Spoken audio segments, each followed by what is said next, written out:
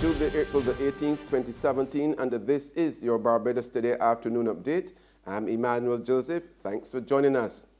Topping the news at this hour, the head of this country's umbrella teachers union says the educational system is destined for a catastrophic collapse due to an upsurge in deviant behavior in schools.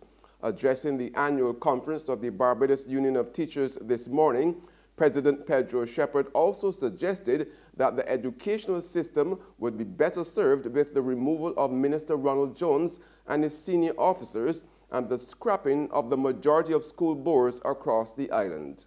The practice of a Minister of Education nominating some political persons to chair and serve on school boards need to be revisited. We have found that some of those members have not a clue what their role is on these boards. Furthermore, I do not see the need for individual schools to have individual boards either. Take a leaf from the private sector and appoint 4 boards to oversee the 22 schools across Barbados. Let there be meaningful and sustained reform in education and start now. The vehicle can be repaired, but we need to change the bodywork man, and definitely it can't be the same driver. The 2 or 3 navigators in the vehicle who refused to alert and offer technical advice ahead of the collision may also be better off not traveling in repaired vehicles. MP for St. James South and outspoken Cabinet Minister Donville Inniss is supporting Barbadians who feel they are no better off under his government. Speaking to the Barbados Today on the sidelines of his annual Easter kite flying and family fun day at Wanstead Ridge Park last evening, Inniss said the high expectations of his constituents have not been fulfilled. I am very mindful though that the challenges over the last couple of years, the economic challenges, are very real to many of my constituents.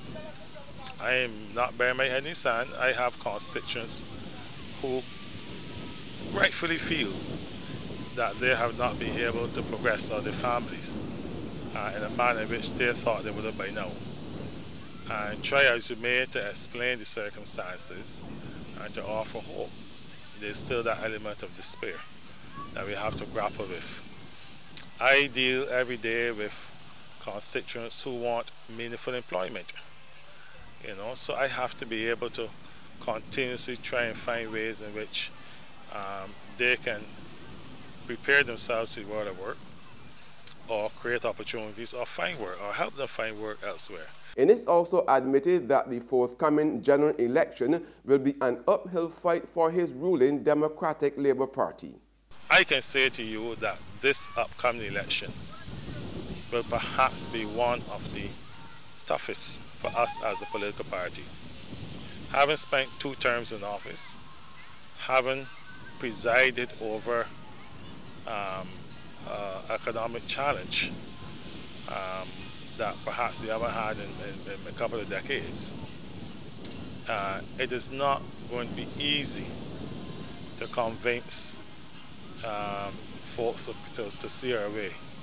Minister of Finance Chris Sinclair is admitting that the anticipated foreign exchange inflows from the proposed sale of the Barbados National Terminal Company Limited to the Sol Group have been affected by recent court action by Rubis. However, Sinclair says there are other sources of foreign exchange. Last month, Rubis West Indies filed an application for judicial review of a decision to approve the inclusion of a 15-year moratorium clause in the sale and purchase of the agreement between Sol's subsidiary and the Barbados National Oil Company Limited.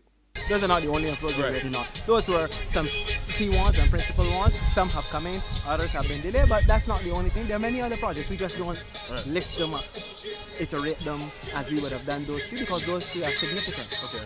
But there are others that flowing all the time. This exchange flowing into the country all the time. We just have to make sure we manage the demand until such time as the bigger ones come in. We manage the demand to ensure that we keep enough reserves to defend our currency. We believe we have enough of those. There's no case at all for any devaluation or anything of that nature. So we feel reasonably comfortable in that regard, but of course that doesn't mean that everything is settled. We have to keep working to ensure that we bring in as much foreign exchange as possible. And the Barbados Meteorological Office has issued a high surf advisory and a small craft warning for the island from 6 p.m. today until 6 p.m. tomorrow. According to the forecasters, a low pressure system anchored in the north-central Atlantic has been generating large northerly swells, which are propagating southwards into the Lesser Antilles. Now, as a result, it is expected that northerly swells of 10 to 13 feet will start to affect the coastal waters around Barbados, particularly on the west, north, and eastern side of the island from tonight. This activity is expected to persist for at least another 24 hours, and according to the Met Office, may become even more adverse at times of high tide. The Met Office cautions that large waves and dangerous rip currents can be expected mainly along the west, north, and east coast of Barbados, which will create unsafe conditions for small craft operators, sea bathers, and other users of the sea, and they are advised to stay out of the water. There's regional and international news after this short break. Who calling? Get your yams and potatoes. Wait, my girl, how you want to see you for long? I can't. How you keeping? But you don't sell the nation paper no more. But that paper is selling. This month now I stop selling that. Look, one time I would have made a little dollar on the Sunday sun. But when Sunday night, I still trying to get the weather there. Well, you know you can't call that the Sunday sun no more. You're going to call that Sunset News. Because at night time that news stale. People complain that them ain't got nothing in it to read and the price keep going up all the time. A woman abused me so sick the other day, telling me that she does read Barbados today online for free. I can't take that abusing soul, so I switched to my potatoes and yams. Well, let me tell you, at pork selling, you got to raise pigs. How much for the yams? Oh, 75 cents a pound. But that's cheaper than that stale news. Give me... How much you want? A pound. Only a pound? Anyhow, these eating real good. Let me wrap them up for you. Come. The Barbados Today, news you can trust.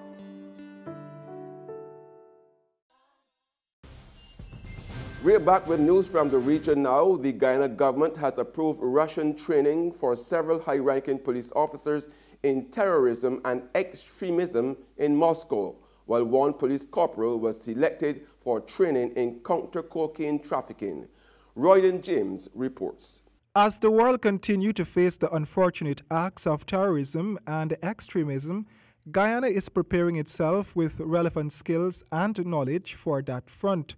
On Thursday, Minister Joseph Harman announced that Cabinet has approved participation in training courses in modern forms and methods of counteraction and extremism to be held in Russia between April 15 and September 25, 2017. The course will address issues related to terrorism and extremism, counteraction against narcotics and psychotropic substances, and the organization of units to combat economic crimes.